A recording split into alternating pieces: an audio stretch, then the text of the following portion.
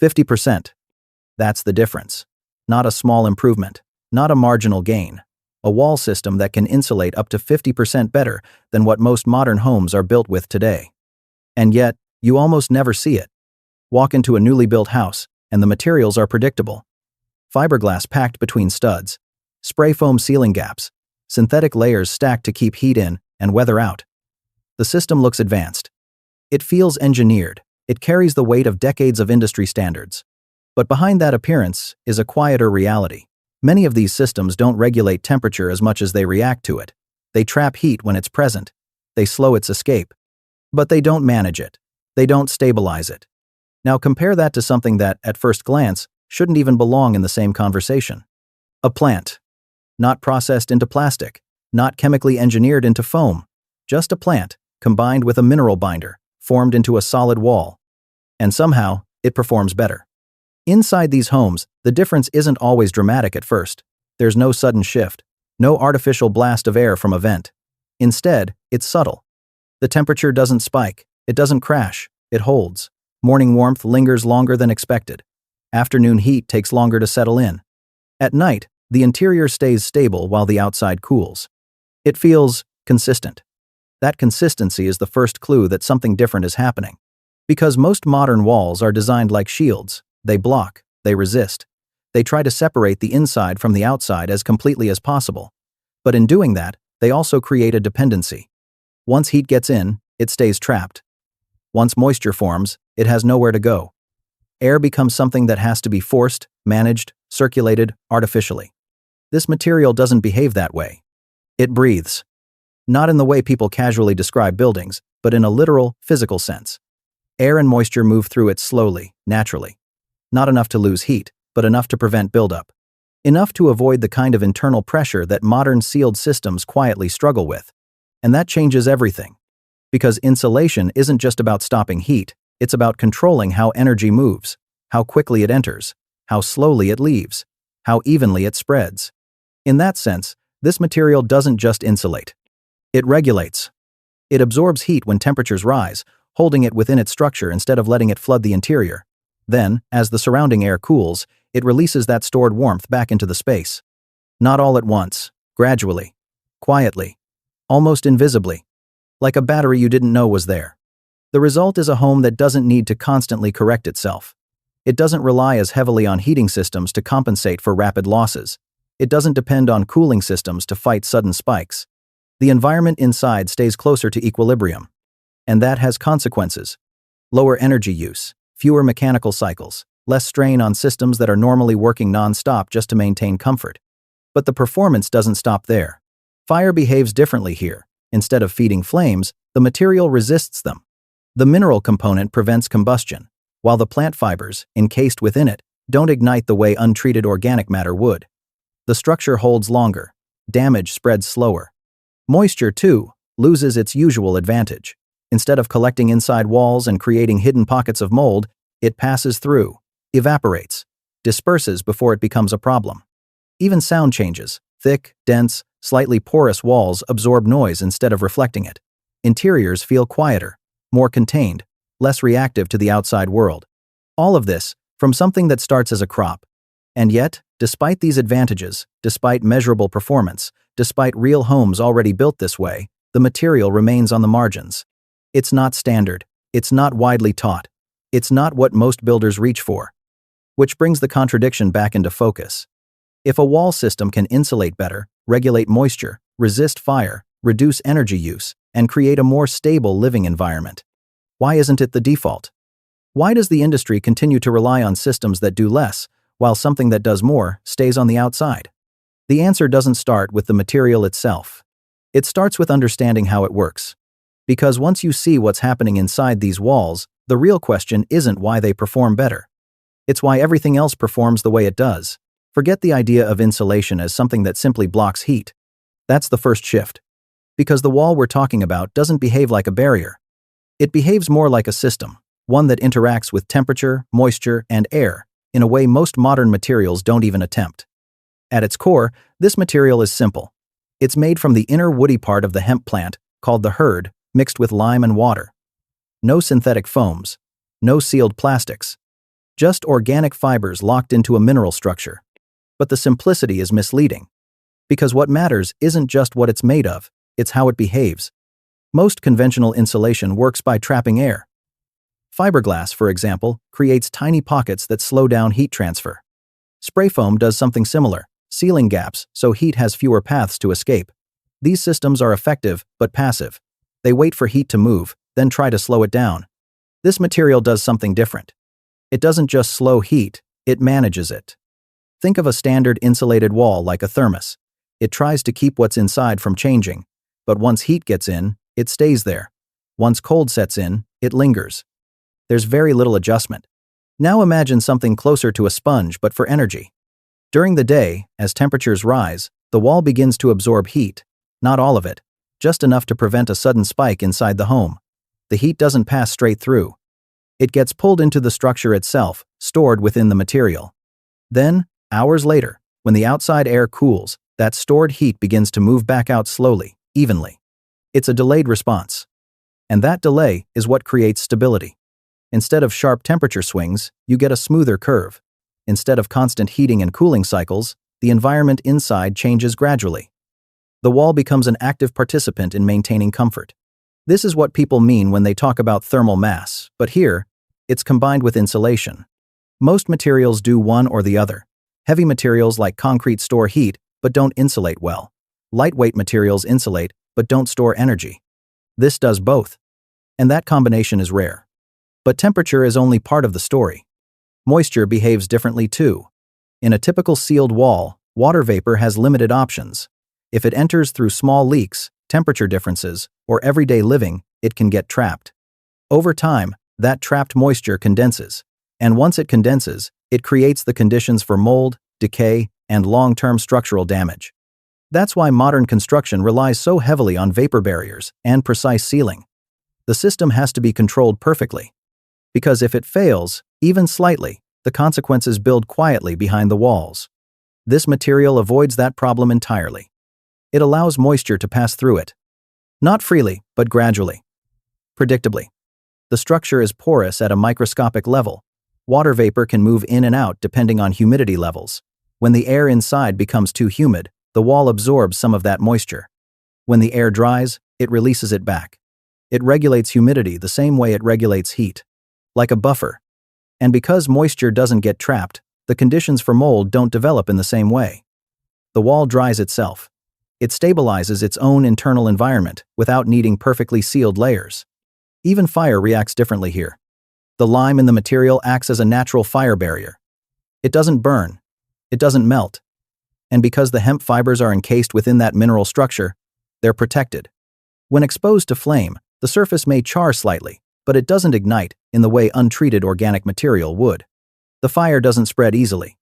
It slows down. And that delay can mean the difference between containment and collapse. Sound, too, behaves in a way you can feel immediately. Instead of bouncing off hard surfaces and echoing through rooms, it gets absorbed into the wall. The density and texture break up sound waves, reducing transmission from outside and dampening noise within. The space becomes quieter without needing additional layers or treatments.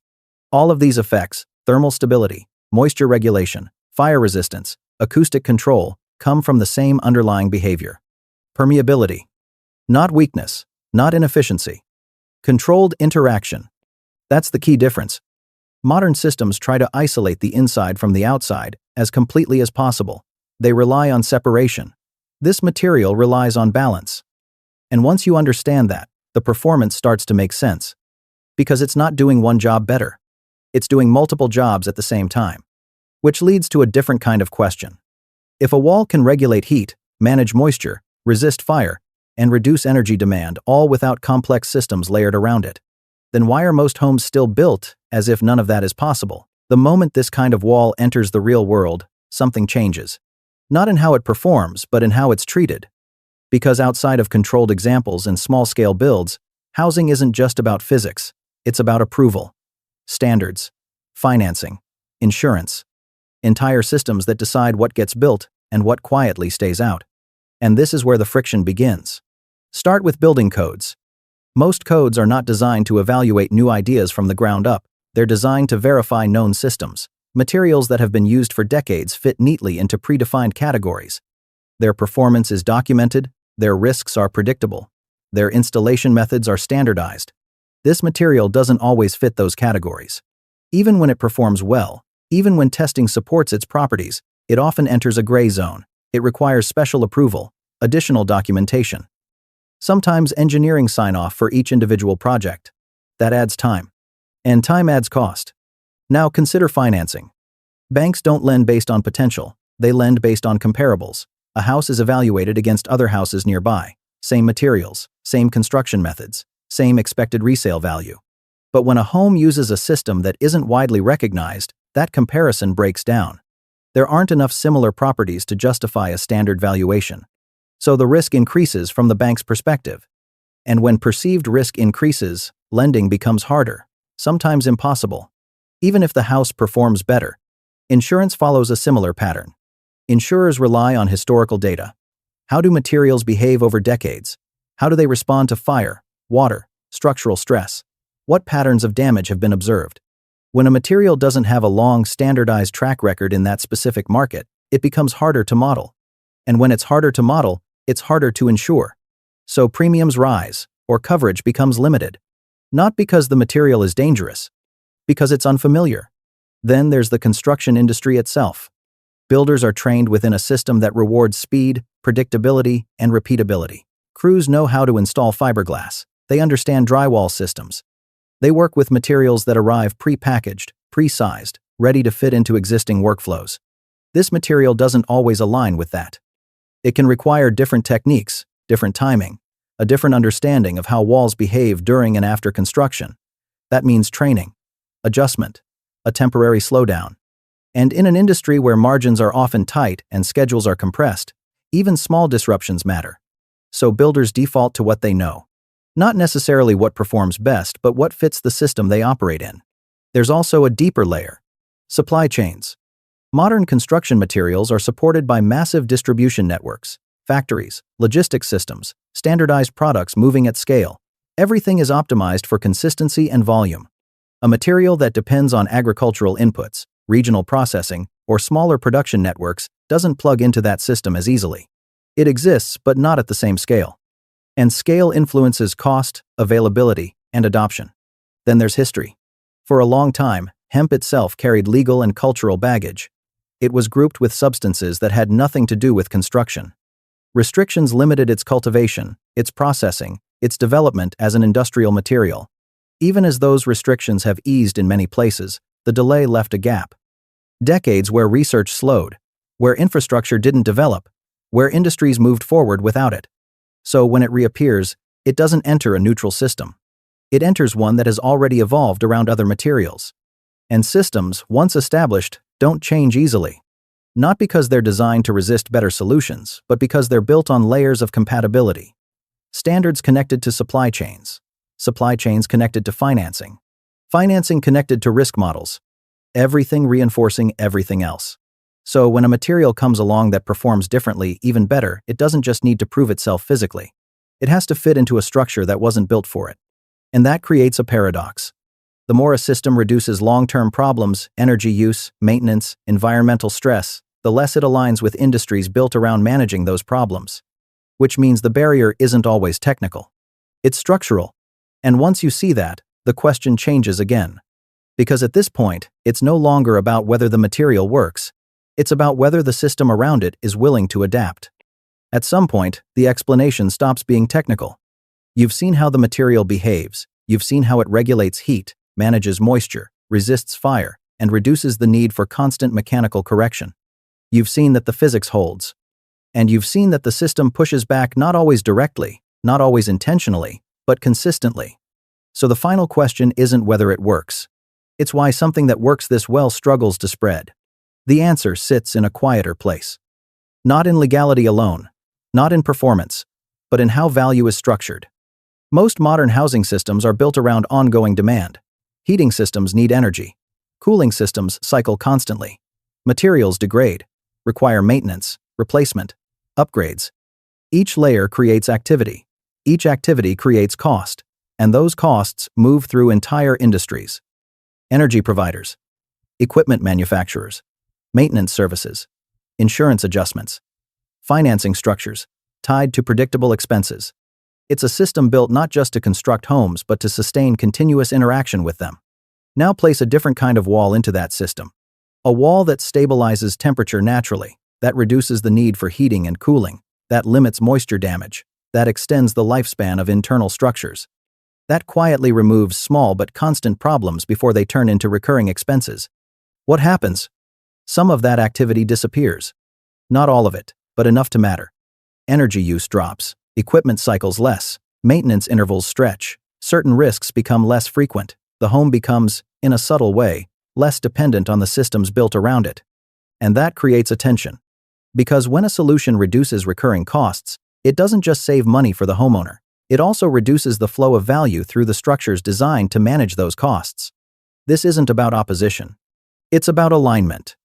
A system optimized for continuous input and adjustment doesn't naturally prioritize solutions that minimize both. So, adoption slows not necessarily because anyone is actively blocking it, but because it doesn't fit cleanly into the existing pattern. Then there's perception. Modern construction has been shaped by materials that look engineered: smooth surfaces, clean edges, manufactured consistency. They signal reliability, even when performance varies. A wall made from plant fibers and lime doesn't always carry that same immediate impression. It feels different. It looks different. And in a system where familiarity often substitutes for trust, that difference matters. Even when the data supports it. Even when the results are measurable. Because most decisions in housing, especially large ones, are not made purely on performance. They're made on a mix of expectations, standards, and what feels proven within a given context. So the material stays just outside the center. Not invisible. Not impossible to build with. But not the default. And that's where the idea of something being banned becomes more complicated. In some places, there are still regulatory hurdles. In others, the issue is less about legality and more about friction. Extra steps, extra approvals, extra uncertainty. Enough resistance to slow momentum, but not enough to erase the possibility. Which means the story isn't finished. Because the pressures that shape housing are changing. Energy costs are rising in many regions. Climate conditions are becoming less predictable. The demand for buildings that can maintain comfort with less input is growing not as a preference, but as a necessity. And when that pressure increases, systems begin to shift. Slowly at first, then more visibly. Materials that were once considered unconventional start to reappear, not because they've changed, but because the context around them has. What didn't fit before begins to make sense. What seemed unnecessary starts to feel practical. And the question evolves one last time. Not why this kind of wall exists. Not why it works. But why it was ever overlooked in the first place.